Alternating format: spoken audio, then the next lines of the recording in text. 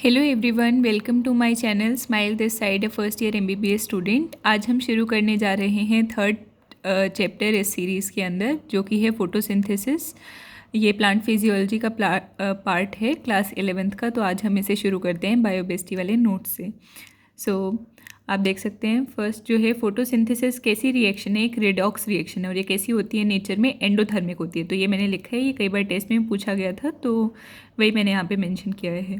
Next है first point में मैंने जितने भी इस चैप्टर के अंदर साइंटिस्ट के नेम दिए गए थे वो सबके सब साइंटिस्ट यहाँ पर उनके वर्क और ईयर के साथ मेंशन कर दिए हैं। इसी तरीके से आप भी कंबाइन कर लिया करें, क्योंकि एंड में जब आपको रिवाइज करना होगा तो आप अलग अलग कॉपी के पेज नहीं पलट पाएंगे ना। तो सारे एक जगह अगर कंसाइज फॉर्म में चैप्टर के लिखे होंगे तो आपके लिए ईजी रहेगा। तो फर्स्ट साइंटिस्ट जो यहाँ पर मेंशन किए गए हैं दैट इज़ प्रेस्टले। इनके ईयर यहाँ पे मेंशन थे कि कब से कब इनका बॉर्न और डेथ वाला ईयर जो है 1733 टू 1804। इन्होंने क्या क्या डिस्कवर किया था, रोल ऑफ एयर कब किया था, 1770 में। और इन्होंने ही ऑक्सीजन की डिस्कवरी भी की थी, जो कि कब की गई थी, 1774 में। और इन्होंने किस चीज़ में मतलब इनके एक्सपेरिमेंट क्या क्या चीज़ें यूज़ की गई थी, रैट और मिंट वाला एक्सपेरिमेंट। ये सिर्फ मैंने इसलिए लिखा है कि ताकि मुझे याद आ जाए, बाकी तो आपको ध्यान आ जाएगा ना। हाँ, बेल जार में से एक बार रैट को रखा था, फिर उसके बाद कैंडल जलाई थी, उस तरीके से तो आपको पूरा एक्सपेरिमेंट याद आ जाएगा। तो आप मेन चीज़ लिख सकते कि हाँ, ये इसके एक्सपेरिमेंट में यूज़ की गई थी। Next is the second scientist that is Jan Ingenhousz. इनके जो ईयर थे 1730 टू 1799। इन्होंने क्या प्रूव किया था अपने एक्सपेरिमेंट में, सनलाइट असेंशियल होती है फोटोसिंथेसिस के लिए। और इन्होंने क्या यूज़ किया था, यूजिंग एक्वेटिक प्लांट। और उस एक्वेटिक प्लांट का क्या नाम था, हाइड्रिला। और क्या बताया था इन्होंने कि ग्रीन प्लांट्स जो है वो ऑक्सीजन को रिलीज़ करते हैं। और एक स्पेसिफिक पॉइंट मेंशन था कि ये एक एलिगेंट एक्सपेरिमेंट था। तो ये भी आपको ध्यान रखना है, अगर पूछा जाए तो किसका एक्सपेरिमेंट था, जैन इंगनहाउस साइंटिस्ट का। Next is the third scientist that is Julius von सैक्स, जिनका जो ईयर था 1854 था, जब उन्होंने क्या डिस्कवरी की, evidence for the production of glucose. किस प्रोसेस के अंदर, फोटोसिंथेसिस, क्योंकि वही हमारा चैप्टर है, उसी के बारे में अभी हम डिस्कस कर रहे हैं। Next is the fourth point that is TW Angelman. In scientist का आपको ध्यान रखना है, नाम TW एंजलमैन है। ये मत करना कि WT एंजलमैन कर दिया, तो आपको पूरा ध्यान देना है। Next is a Cladophora suspension of aerobic bacteria. और इसमें एक्शन स्पेक्ट्रा बताया गया था, जिसमें ब्लू और रेड लाइट का भी यूज़ किया गया था। तो अब आप देख सकते हैं यहाँ पर दो जो प्लांट्स हैं उनका मेनली नाम याद आए। हाइड्रिला अगर पूछा जाए तो जैन इंगनहाउस के साइंटिस्ट ने यूज़ किया था अपने एक्सपेरिमेंट में। लेकिन अगर TW एंजलमैन साइंटिस्ट का पूछा जाए तो उन्होंने कौन सा यूज़ किया था, दैट इज़ क्लैडोफोरा, जो कि एक एल्गी है, ग्रीन एल्गी है। इसे आप ऐसे भी याद रख सकते हैं, जैसे यहाँ पे एक्शन स्पेक्ट्रा है तो वो ट्रायंगुलर वाला वो होता है ना, एंगल, उस तरीके से थोड़ा याद कर सकते हैं आप। मतलब याद करना आपको है, मतलब भूलना नहीं है, जैसे मर्जी याद करो तो आप याद करें इसे। और यहाँ पर किस चीज़ का, कैसे बैक्टीरिया थे, ये भी आपको ध्यान रखना है। एरोबिक थे या एनारोबिक थे, तो कौन से बैक्टीरिया लिए गए थे, aerobic bacteria. Next is the fifth point that is Cornelius van Niel. इन्होंने पर्पल और ग्रीन जो सल्फर बैक्टीरिया होता है उसमें बताया था कि photosynthesis is purple and green bacteria, not sulphur bacteria, कि photosynthesis is a light dependent reaction, जहाँ पे कि जो हाइड्रोजन है वो कहाँ से आते हैं, from suitable oxidizable compound reduces carbon dioxide to the carbohydrates. तो ये आपको ध्यान रखना है। Next is the second point that is dark reaction. तो इसके दो नाम बताए गए हैं, कार्बन रिएक्शन और बायोसिंथेटिक फेज। ये जो है ये समरी के अंदर भी मेंशन है, बायोसिंथेटिक फेज वाला जो नाम है। तो आपको ये तीनों के तीनों नाम पता होने चाहिए। Next is the third point, ये कई बार टेस्ट में पूछा जाता है, कई बार मतलब बहुत बार पूछा जाता है कि स्ट्रोमा लेमेले के पास क्या क्या चीज़ें नहीं होती, दैट इज़ PS2। PS की फुल फॉर्म क्या होती है, फोटो सिस्टम। एंड एक जो एंजाइम जो नहीं होता है उसका क्या नाम है, NADP रिडक्टेज। आपको इस चीज़ में भी ध्यान देना है, कहाँ पे NADP लिखा है, कहाँ पे NADPH लिखा है, तो उसका भी आपको ध्यान रखना है। Next is the fourth point that is granal. जो लेमेले होते हैं उनके पास क्या होता है, PS1 और PS2। और स्ट्रोमा लेमेले के बारे में तो हमने अभी पढ़ा ना कि इसके पास PS2 नहीं होता, तो क्या होगा, सिर्फ और सिर्फ PS1 होगा। Next is the fifth point, यहाँ पर जो अलग अलग क्लोरोफिल थे, like chlorophyll A, chlorophyll B, xanthophyll, carotenoid, तो इनके पास कौन सा कलर होता है, तो ये बस ऐसे याद करने के लिए बनाया था मैंने कि इनके पास BG, then YG, then yellow to yellow orange. तो इनका कलर जैसे A का क्या है, ब्लूइश ग्रीन, B का क्या है, येलोइश ग्रीन, जेंथोफिल का येलो है, कैरोटिनॉइड का येलो टू येलो ऑरेंज है। तो ये भी आपको याद होना चाहिए। Next is the six point that is accessory pigment के बारे में कुछ इंपॉर्टेंट पॉइंट्स जो बताए गए थे वो मैंने यहाँ पर लिखे हुए हैं कि ये प्रोटेक्ट करता है क्लोरोफिल A को from the photo oxidation. And wide lambda means wavelength, वो तो आपको अब पता ही होगा, इतना फिजिक्स भी पढ़ लिए, wide wavelength to be use, तो ये यहाँ पर SST पिगमेंट की बात की गई है। Next is the 7th point, that is light reaction. Light reaction के क्या क्या प्रोडक्ट्स होते हैं? ATP, NADPH, H है यहाँ पे, ध्यान रखें, and oxygen. Next is the 8th point, that is LHC। LHC क्या था? लाइट हार्वेस्टिंग कॉम्प्लेक्स, जो कि क्या यूज़ करते हैं? एंटीना, जिसमें सारे के सारे पिगमेंट्स होते हैं एक्सेप्ट कौन सा नहीं होता? क्लोरोफिल A नहीं होता, तो ये भी आपको ध्यान रखना है। एंड जो डाउन हिल जो है वो रिडॉक्स वाला होता है, जो हमने Z वाला पढ़ा था ना लाइट रिएक्शन का, तो उसकी बात की गई है, तो वो रिडॉक्स भी होता है। नेक्स्ट फिर यहाँ पर हमने एक रिएक्शन जो कि NCERT में मेंशन की गई है, जो भी रिएक्शन साइंटिस्ट के नाम, ईयर्स, ये सब है ना, ये काफ़ी इंपॉर्टेंट होते हैं, तो ये आपको डायरेक्टली ऐसे मेंशन कर लेने चाहिए। अब यहाँ पर वाटर स्प्लिटिंग रिएक्शन दिखाई गई है, 2 water 4 hydrogen ion plus oxygen plus 4 electron. तो इसमें अगर आपसे ऐसे पूछा जाए कि मतलब ये तो NCERT में 2 वाटर मॉलिक्यूल दे के दिया गया है, लेकिन अगर ऐसे पूछे कि एक वाटर मॉलिक्यूल की स्प्लिटिंग से कितने इलेक्ट्रॉन रिलीज होंगे, तो क्या करेक्ट आंसर होगा? 2 से 4 हो रहे हैं, तो 1 से कितना होगा? 2 होंगे। तो इस तरीके से भी आपको करना आना चाहिए। ऐसे सिमिलरली आपसे ऑक्सीजन भी पूछ सकते हैं, हाइड्रोजन आयन भी पूछ सकते हैं, तो वो आपको पता होना चाहिए। और जो वाटर स्प्लिटिंग कॉम्प्लेक्स है कहाँ पे प्रेजेंट होता है? On the inner side of membrane of the thylakoid. और जो लाइट रिएक्शन होती है उसके अंदर पहले PS2 एक्ट करता है, देन PS1। ये भी आपको ध्यान रखना है, काफ़ी इंपॉर्टेंट है। कई बार हम कंफ्यूज हो जाते हैं कि नहीं जो 1 वाली चीज़ है वो पहले आती होगी ना, तो वो पहले यूज़ होती होगी, लेकिन ऐसा नहीं होता। पहले PS2 एक्ट करते हैं, देन PS1 एक्ट करते हैं। अब हम आते हैं अपने नेक्स्ट पॉइंट पर, दैट इज़ 12th पॉइंट, कि ओनली PS1 जो है वो साइक्लिक रिएक्शन शो करते हैं, जिसके अंदर सिंथेसिस ऑफ क्या होती है? सिर्फ और सिर्फ ATP होती है। जब सिर्फ PS1 काम कर रहा होगा तो वही साइकिल बार बार रिपीट होती रहेगी ना, NCERT के डायग्राम में भी शो किया गया है, तो इसलिए वो साइक्लिक रिएक्शन हो जाती है, और जिसकी वजह से किस चीज़ का सिंथेसिस होता है? सिर्फ और सिर्फ ATP का।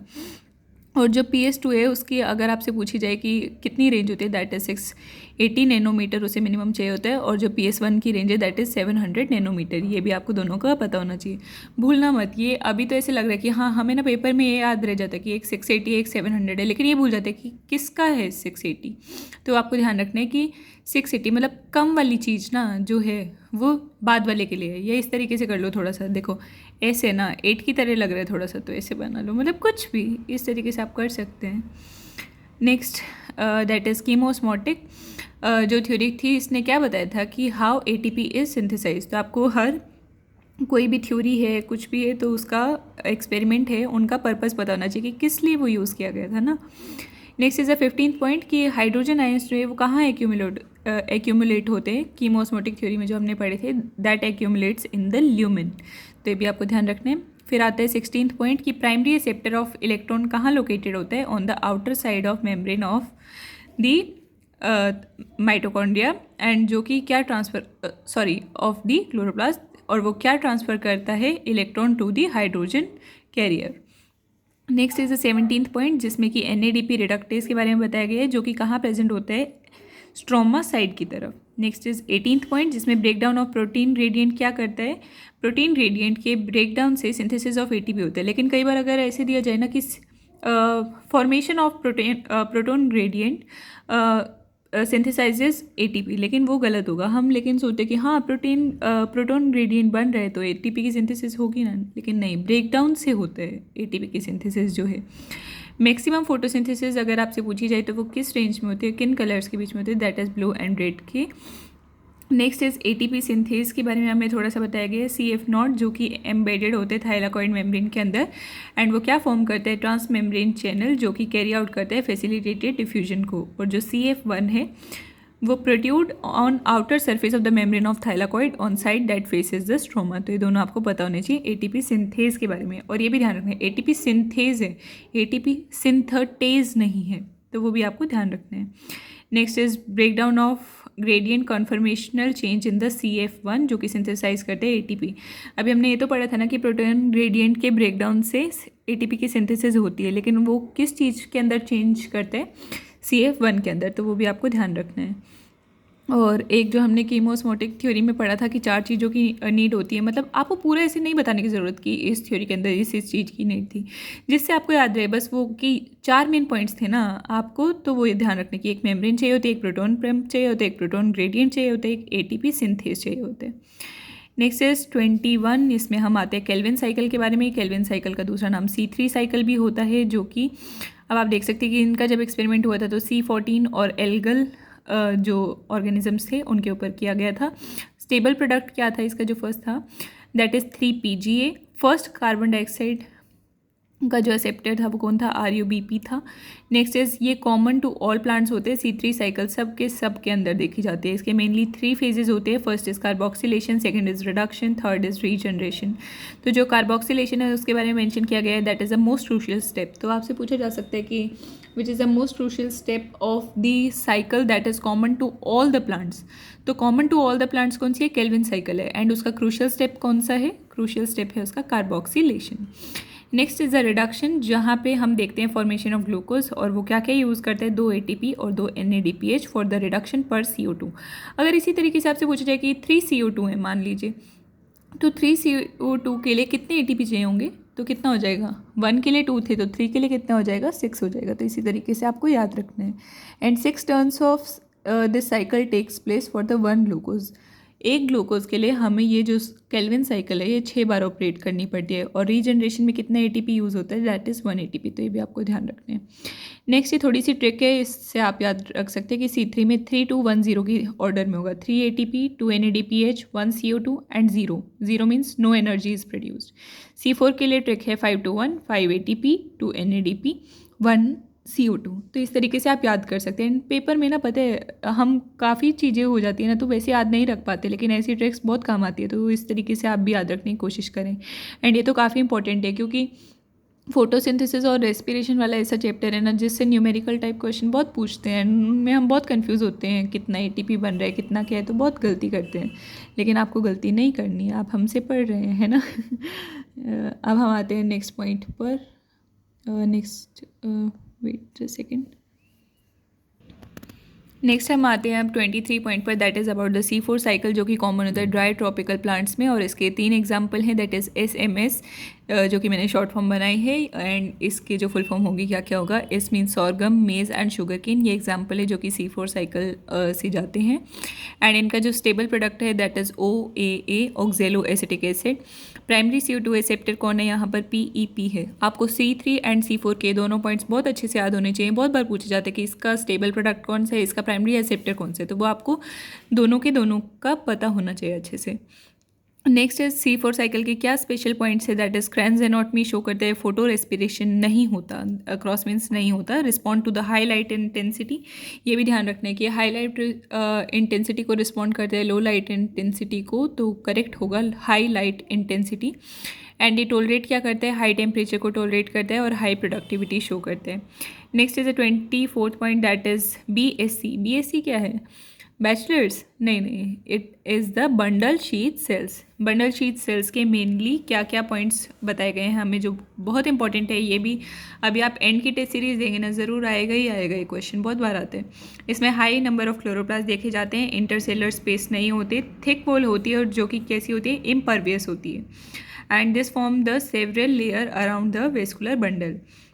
पता है पॉइंट में अभी आपको ऐसे लगेगा कितना छोटा सा है, ये तो आता ही है, लेकिन जब क्वेश्चन में आता है ना बहुत बार कंफ्यूज हो जाते हैं। थिन वॉल थी या थिक वॉल थी, इम्परवियस था या पानी को आने जाने देता था, कम लेयर बनाता था या ज़्यादा लेयर होता था, अब सेवरल लेयर है तो इसके से मल्टी लेयर भी लिख सकते हैं। तो आपको हर तरीके से आना चाहिए क्वेश्चन सॉल्व करना।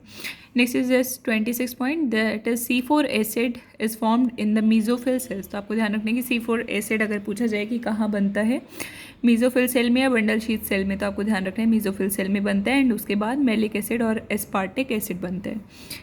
Next is 27th point about the mesophyll cell. Mesophyll cell के अंदर रुबिस्को एंजाइम नहीं होता, लेकिन जो बंडल शीट सेल हैं उनके पास रुबिस्को भी होता है, लेकिन उनके पास पेप्केज नहीं होता। ये भी काफ़ी इंपॉर्टेंट पॉइंट है, ये भी आप ध्यान रखेंगे। मीजोफिल के पास रुबिस्को नहीं है, बंडल शीट के पास रुबिस्को है, लेकिन उसके पास क्या नहीं है, पेप्केज नहीं है। तो ये आपको ध्यान रखना है। ये फिर छोटा सा मैंने अपने लिए डायग्राम बनाया था कि हाँ ये मीजोफिल है, बंडल शीट सेल है। मीजोफिल के अंदर सिर्फ C3 होगी, बंडल शीट सेल के पास दोनों होंगी, C3 भी C4 भी। Next is 29th point, that is about the Calvin cycle. C3 जो कि सब मीजोफिल सेल के अंदर होगी, एंड जो C4 होगा only and only BSc। BSc कौन थे, बंडल शीट सेल, मीजोफिल में नहीं हो गए। फिर आता है फोटो रेस्पिरेशन, ये भी काफ़ी इंपॉर्टेंट है, कई बार पूछा जाता है और सबसे ज़्यादा तो इसमें यही पूछा जाता है कि कौन सी प्लांट्स में शो होता है, C3 या C4। ये आपको डायरेक्टली ऐसे ही पूछ लिया जाएगा कि ये सोरगम में शो होता है क्या, तो फिर आपको ध्यान करना होगा कि हाँ सोरगम किसका एग्जाम्पल था, C3 प्लांट का था या C4 प्लांट का था, तो उस तरीके से आपको पता होना चाहिए। तो फिर ये सिर्फ C3 प्लांट शो करते हैं, C4 नहीं शो करते, और ये भी किसे रिस्पॉन्ड करते हैं, हाई लाइट कंडीशंस को, और ये रिलीज़ करते हैं कार्बन डाइऑक्साइड। यहाँ पर कोई भी सिंथेसिस ऑफ शुगर नहीं देखी जाती, लेकिन ये ऑक्सीजन का यूटिलाइजेशन करते हैं, तो ये भी आपको ध्यान रखना है। नेक्स्ट इज 31 पॉइंट, यहाँ पर फोटो रेस्पिरेशन की 2 इंपॉर्टेंट रिएक्शन मेंशन की गई हैं, that is RuBp plus oxygen, जो कि रुबिस्को के प्रेजेंस में क्या बनाता है, फोस्फोग्लाइसरेट 3 कार्बन का है जो, एंड फोस्फोग्लाइकोलेट जो कि कितने का है, 2 कार्बन का है। एंड सेकंड रिएक्शन जो है RuBp प्लस कार्बन डाइऑक्साइड, क्योंकि फोटो रेस्पिरेशन में आपको पता है ना, और जो रुबिस्को एंजाइम है वो ऑक्सीजनेज एक्टिविटी भी शो करता है और कार्बोक्सिलेज एक्टिविटी भी, तो वही दिखाया गया है यहाँ पर। तो जब कार्बन डाइऑक्साइड के साथ रिएक्ट करते हैं तो ये क्या बनाता है, 2 × 3 PGA, जो कि क्या है, PGA कैसा होता है, 3 कार्बन का होता है। और रुबिस्को की अगर एफिनिटी पूछा जाए, क्योंकि ये दोनों के लिए दोनों में काम करेगा ना, कार्बन डाइऑक्साइड वाले एनवायरनमेंट में भी और ऑक्सीजन की प्रेजेंस में भी, लेकिन ये जो ज़्यादा किसे प्यार करता है, ज़्यादा प्यार करता है कार्बन डाइऑक्साइड को। बताओ, हमारे ऑक्सीजन की कोई इज्जत ही नहीं है, लेकिन कोई बात नहीं, हमें चाहिए ना। नेक्स्ट इज 33 पॉइंट, आप देख सकते हैं यहाँ पर, मुझे लगा होगा कि वो पेज तो हर बार पढ़ने ही पढ़ने, तो वो मेंशन किए गए हैं 221 to 223 पेज, जो कि मस्ट हैं। अभी भी मुझे याद है कौन से पेज है जिसमें लास्ट में जो रिएक्शन वगैरह दी गई थी ना, मतलब ये जो फैक्टर्स अफेक्टिंग थे, एंड एक जो टेबुलर कॉलम दिया गया था, तो काफ़ी इंपॉर्टेंट है, वो आप भी अच्छे से कवर करना। एंड अपने अकॉर्डिंग जो आपको लगे कि ये पेज तो मुझे नीट से पहले रिवाइज करना ही करना है, तो उसे आप ज़रूर ऐसे मेंशन कर लेना अपने नोट्स के अंदर। Next is rate of photosynthesis and light intensity के बीच में ऐसे ग्राफ दिखाया गया है जो ऐसे बनता है। ये एनसीईआरटी में मेंशन नहीं है, लेकिन ये ये तो एनसीईआरटी में मेंशन है, एक और जगह एक ग्राफ था जो कि एनसीईआरटी में मेंशन नहीं था, लेकिन वो टेस्ट में आया था इसलिए मैंने लिख लिया था। नेक्स्ट है 35 पॉइंट, सेचुरेशन कितने पे होता है, 10% पे होता है, एंड यहाँ पर जो हमने देखा है भी लीनियर रिलेशनशिप है। नेक्स्ट है 36 point, high in light beyond certain condition point causes chlorophyll breakdown and less photosynthesis. अगर इंक्रीज इन लाइट हो जाता है, लाइट बहुत ज़्यादा बढ़ जाती है बियॉन्ड अ सर्टेन पॉइंट, तो क्या देखा जाता है, क्लोरोफिल का breakdown and decrease in photosynthesis. तो ये दोनों पॉइंट्स आपको पता होने चाहिए। नेक्स्ट है C3 एंड C4 का ऑप्टिमम टेम्परेचर रेंज, यहाँ पे बताया गया कि C3 का कितना है 20 to 25 degree Celsius, and C4 का कितने हैं 30 to 40। एंड ये बियॉन्ड कितने काम करते हैं, beyond 450 micro litre, and this C4 about 360। तो आपको ये भी ध्यान रखना है कहाँ बियॉन्ड है, कहाँ अबाउट है, right.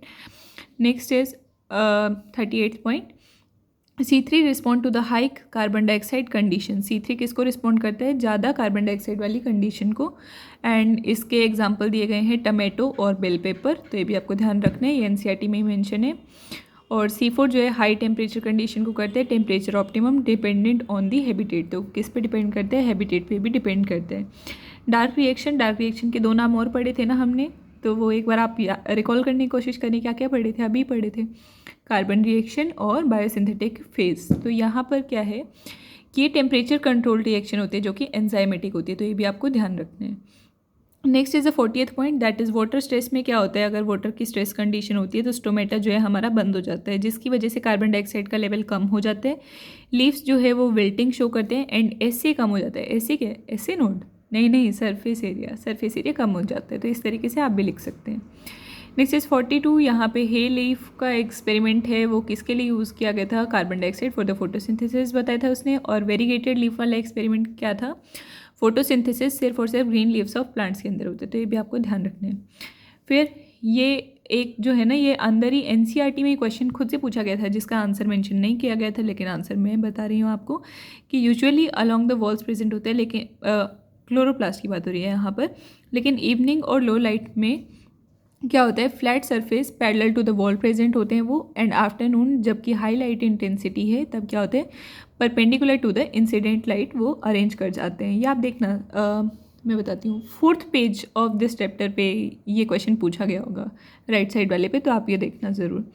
Next is 44, chemosynthetic pathway किसके अंदर होता है, स्ट्रोमा में होता है, तो वो भी आपको जगह याद रखनी है। नेक्स्ट इज 45 पॉइंट, लाइट जो है वो रेयरली लिमिटिंग फैक्टर होता है, और मेजर लिमिटिंग फैक्टर अगर आपसे पूछा जाए तो वो कौन होता है, कार्बन डाइऑक्साइड होते हैं। नेक्स्ट क्या है, increase in incident light beyond certain point क्या करते हैं, break down of chlorophyll and decrease in photosynthesis. ये पहले भी लिखा था लेकिन शायद दोबारा टेस्ट में मिस्टेक कर दी होगी इसलिए लिखा है। सो इसी के साथ आज हमारा ये चैप्टर ख़त्म होता है। कोई और डाउट्स हो आपको इससे रिलेटेड तो आप पूछ सकते हैं। एंड मैं दोबारा बोलूँगी, ये पॉइंट्स वो हैं जो मुझे नहीं आते थे एंड जिनमें मुझे दिक्कत होती थी। हो सकता है इनमें आपको भी दिक्कत हो, लेकिन आपके दिक्कत के पॉइंट्स और भी ज़्यादा हो सकते तो वो भी आप साथ के साथ ऐड करते रहें। एंड एक आइडिया मुझे आपसे चाहिए था कि आपको जो जो चैप्टर्स मुश्किल लग रहे हैं तो आप अगर चाहें तो मैं उनके लिए ऐसे वन शॉट रिवीजन टाइप कुछ वीडियो बनाने का सोच रही हूँ, लाइक माइंड मैप्स वगैरह के थ्रू, जिसमें इंपॉर्टेंट पॉइंट्स हो, तो वो भी सोच सकते हैं। बाकी देखते हैं, नेक्स्ट चैप्टर आप नीचे कमेंट्स में मेंशन कर देना। So thank you so much.